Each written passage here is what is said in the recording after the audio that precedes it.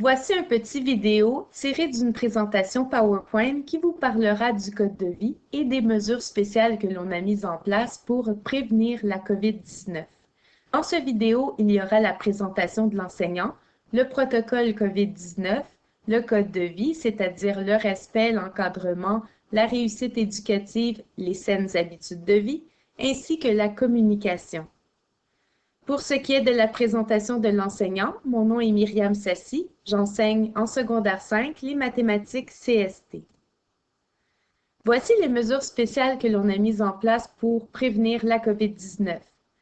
Il y a d'abord l'hygiène et la distanciation. Ensuite, il y a l'identification des élèves, c'est-à-dire l'agenda, l'arrivée des élèves, la circulation dans l'école, la distanciation, c'est-à-dire le concept de bulle classe, le couvre-visage, l'utilisation des locaux, l'arrivée et le départ de la classe, le rangement du matériel, l'utilisation de la cafétéria, l'utilisation des fontaines et des bouteilles d'eau.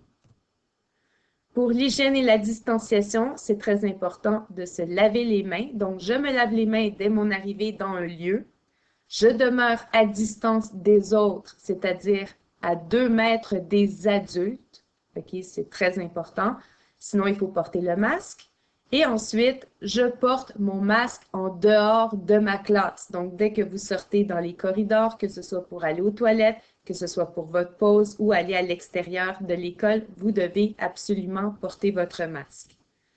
Identification des élèves. Avec le masque, il est difficile de reconnaître les visages. Les élèves doivent avoir leur agenda et leur horaire avec eux en tout temps dans l'école pour être identifiés à leur bulle classe. Donc, toujours avoir votre agenda et votre horaire sur vous. Ils doivent le présenter à la demande de l'adulte, se lavent les mains et se dirigent directement à leur pupitre. Ils demeurent assis en tout temps, sauf consigne contraire d'un adulte. Donc, il faut préférablement toujours être assis, ne pas circuler dans les locaux inutilement. Arrivée des élèves à 8 heures. Les élèves peuvent se présenter dès 8 heures à l'entrée des élèves. La désinfection des mains se fait dès leur arrivée. Les élèves devront se rendre immédiatement en salle de classe. Aucun regroupement à l'extérieur ou dans les aires communes à l'intérieur. Pour les élèves qui désirent déjeuner à la cafétéria, ils seront accueillis par un adulte, devront se désinfecter les mains et respecter la signalisation liée à la distanciation, c'est-à-dire le marquage au sol. Donc, s'il y a des flèches, il faut les suivre. Feront leurs achats et prendront place à une table tout en respectant le 2 mètres de distance.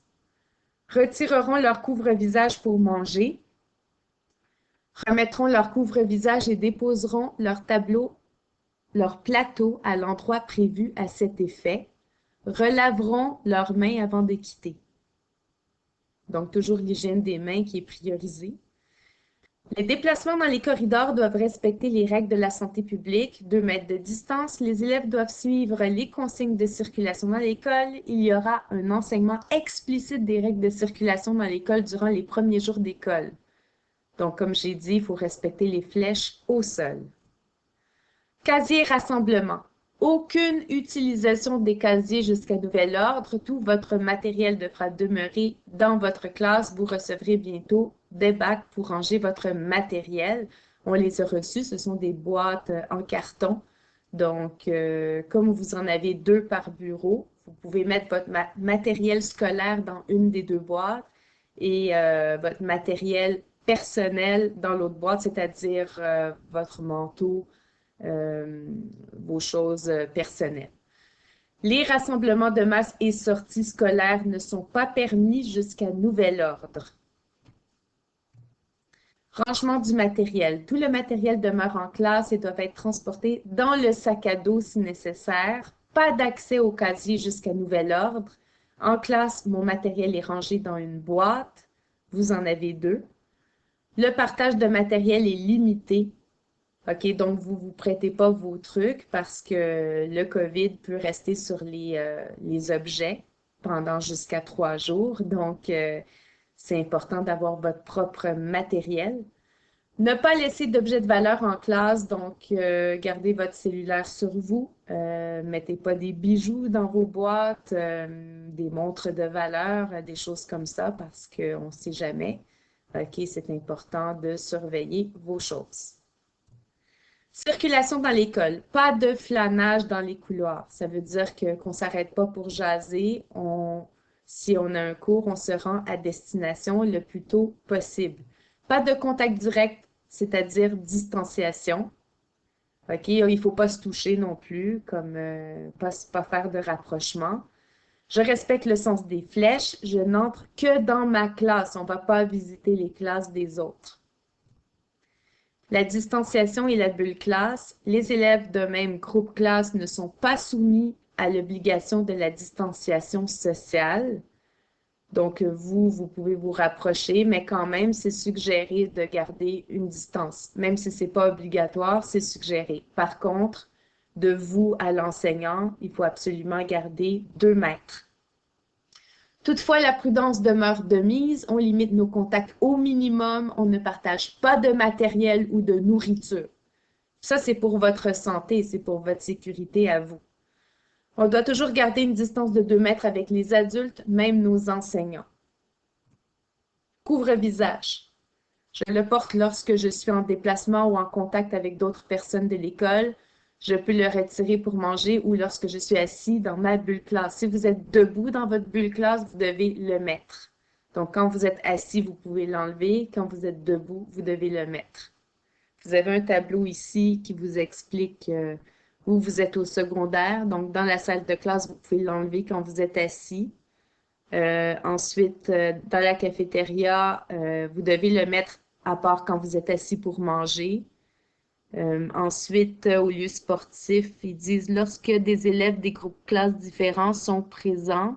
OK, s'il y a les groupes qui se mélangent, il faut absolument le mettre. Puis, toutes les autres aires communes, que ce soit le hall d'entrée, le corridor, l'ascenseur, déplacement dans l'école, il faut absolument le mettre. Dans les transports scolaires et les transports en commun, il faut le mettre. Donc, il faut suivre le tableau. Utilisation des locaux. Le local de ma bulle classe est mon foyer. J'y passe la majorité du temps. Je soigne mon environnement, donc il faut garder la propreté. Je me rends directement dans mon local à mon arrivée. Je ne laisse aucun objet de valeur sans surveillance. L'école n'est pas responsable des pertes ou vols d'effets personnels. Donc, ce n'est pas la faute de l'école si quelque chose disparaît, malheureusement. Et puis, par rapport à l'hygiène des lieux, vous pouvez nettoyer votre bureau avec du papier et du savon au moins 1 fois par jour avant la fin du cours. Arrivée et départ de la classe. Accueil en salle de classe. Des membres du personnel accueilleront les élèves entre les portes d'entrée et les salles de classe et veilleront à l'application des mesures de prévention. Dès l'entrée en classe, les élèves devront se laver les mains, aller récupérer leur matériel scolaire, aller à leur place, retirer leur couvre-visage. Départ des élèves avant de quitter leur salle de classe, les élèves devront se laver les mains, remettre son couvre-visage, sortir et quitter immédiatement vers la porte de sortie qui sera désignée pour leur niveau, respecter la distanciation avec les autres. Il y aura toujours une bouteille de savon dans la classe avec du papier. Donc, si jamais il en manque, j'irai remplir la bouteille à la pause. Voilà. Utilisation des fontaines. Boire directement aux fontaines d'eau est interdit. Chaque élève devra apporter sa propre bouteille d'eau bien identifiée. Donc, vous voyez sur la photo, il y a les noms sur les bouteilles. Qu'il conservera avec lui sans la partager. Le remplissage des bouteilles n'est permis qu'aux stations d'eau ou aux endroits désignés par l'école. Il est donc conseillé d'apporter une bouteille d'eau déjà remplie afin d'éviter les engorgements aux fontaines d'eau. Donc, le matin, avant de partir de la maison, c'est important de remplir votre bouteille d'eau. Cafétéria et heure de dîner, pas de micro-ondes, lunch froid ou thermos, horaire rotatif pour cafétéria. Je vais vous en reparler parce que l'horaire n'est pas encore final. Je sais qu'il y aura des blocs d'horaire pour les secondaires 3, 4 et 5, mais j'attends des consignes à ce niveau-là. Peut circuler pour rendez-vous avec un adulte ou pour aller à l'extérieur, aucun flânage dans l'école. Là, présentement, il fait encore beau, il fait pas trop froid. Vous pouvez aller dehors, il n'y a pas de problème, même qu'on recommande ça. À l'extérieur, on maintient la distanciation avec les autres. Donc, c'est ça. Si vous êtes avec des gens de d'autres bulles classe, comme à l'extérieur de l'école, maintenez la distanciation, c'est important. COVID-19, qu'est-ce que je retiens? Hygiène et distanciation, arrivée des élèves, circulation dans l'école. Bon, là, on répète un peu ce qu'on a dit au début. OK? Donc, essayez de savoir ce que vous retenez de la présentation d'aujourd'hui. Si j'ai des symptômes, qu'est-ce qu'on fait? Ne pas vous présenter à l'école si vous avez l'un ou l'autre des symptômes suivants. Notez que si votre enfant présente des symptômes grippaux légers, il est recommandé de le garder à la maison, d'éviter les contacts avec les autres personnes, d'attendre 24 heures et de réévaluer la situation selon l'évolution des symptômes. Ces symptômes d'allure grippale peuvent s'apparenter à ceux de la COVID-19, mais ne signifient pas une infection à celle-ci. Si votre enfant a de la fièvre avec une dégradation de l'état général ou un syndrome d'allure grippale, fièvre et tout accompagné de maux de tête, de fatigue, de courbatures ou de fatigue intense, une perte de goût ou d'odorat, gardez-le à la maison et contactez sans tarder le 1-877-644-4545. Donc, si vous pensez vraiment avoir des symptômes de COVID, c'est important d'appeler à ce numéro. Si quelqu'un d'autre a des symptômes, les mesures de distanciation visent à limiter la propagation du virus, moins de contacts, moins de possibilités de contagion. Si un cas est diagnostiqué dans l'établissement, vous serez informé et la direction de la santé publique nous informera des mesures à suivre. Donc, ça, c'est le code de vie. Alors, je ne vais pas tout lire ce qu'il y a. Vous avez ça dans votre agenda, mais ils ont souligné en jaune certains mots.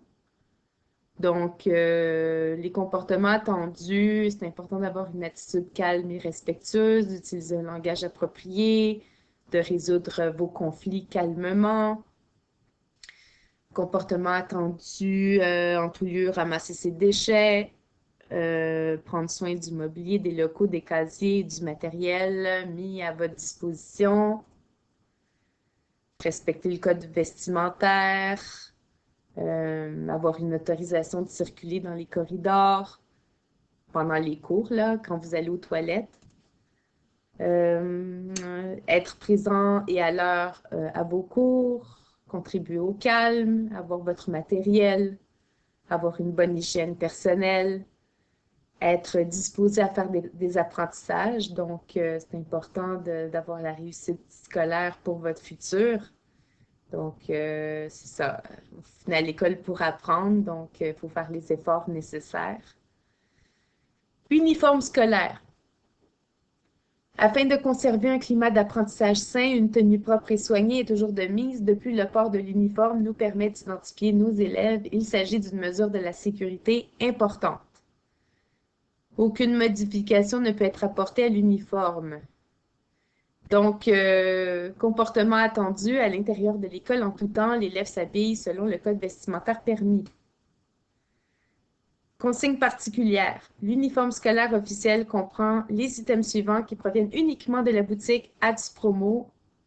Le pantalon de style sportif gris ou bleu marine à l'effigie de l'école, la jupe mi-cuisse ou longue grise ou bleu marine, le polo à manches courtes bleu marine en tissu dry fit ou en coton à l'effigie de l'école, le polo à manches longues bleu marine en tissu dry fit ou en coton à l'effigie de l'école, la veste à manches longues bleu marine à l'effigie de l'école, le chandail à capuchon hoodie identifié à l'effigie de l'école Saint-Laurent.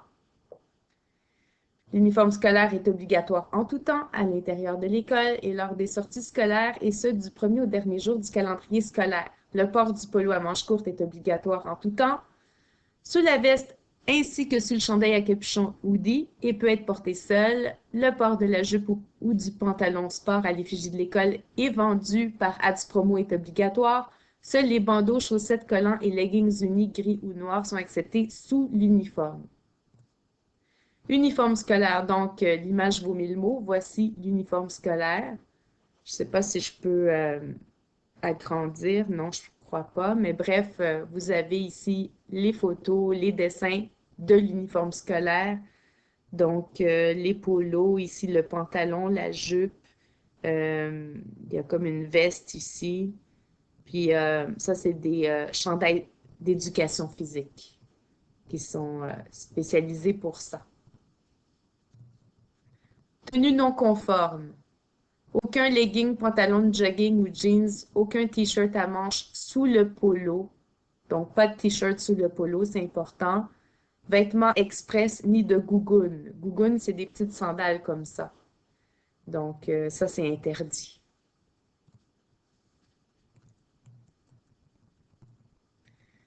Avons-nous besoin d'expliquer? Donc, vous voyez, un pantalon, ça se porte à la taille, ça se porte pas en bas. Uniforme scolaire. Le hoodie définissant est également autorisé uniquement pour les élèves de la 5e secondaire, donc ça vous concerne. Dès qu'il sera approuvé par l'école, le hoodie SL est également autorisé et est un item régulier de notre uniforme. Il se vend à 25 $. Prise de présence. Les enseignants ont l'obligation de prendre les présences en début de période avant les 20 premières minutes de chaque période. Les élèves qui arriveront avec un retard de moins de 20 minutes se présenteront en classe avec un billet qu'ils devront montrer à leur enseignant. La communication à l'école secondaire Saint-Laurent. L'agenda, c'est la référence. Il y a un site web aussi. L'adresse du site web, c'est écolesaintlaurent.ca. La communication à l'école secondaire Saint-Laurent, il y a une page Facebook. Il y a Mosaïque Portail qui est complètement nouveau cette année, mais il n'est pas encore accessible pour le moment. Il va l'être dans les prochains jours. Compte Google, ben c'est ça. Je vais en parler un peu plus tard parce que ça va vous permettre de vous connecter à Google Classroom. Visite guidée de l'édifice. Donc ça, c'est les endroits dans l'édifice. Je n'ai pas besoin de les nommer, ça fait, vu que vous êtes en secondaire 5, vous les connaissez. Et merci à tous, bonne rentrée, merci d'avoir écouté la vidéo. Si vous avez des questions, je suis là pour y répondre. Mais sachez qu'il y aura peut-être des mesures qui vont s'ajouter ou qui vont être modifiées avec le temps parce que c'est un phénomène complètement nouveau, la COVID-19. Donc, ça se pourrait qu'il y ait des changements au courant de l'année. Donc, merci à vous tous et bonne rentrée.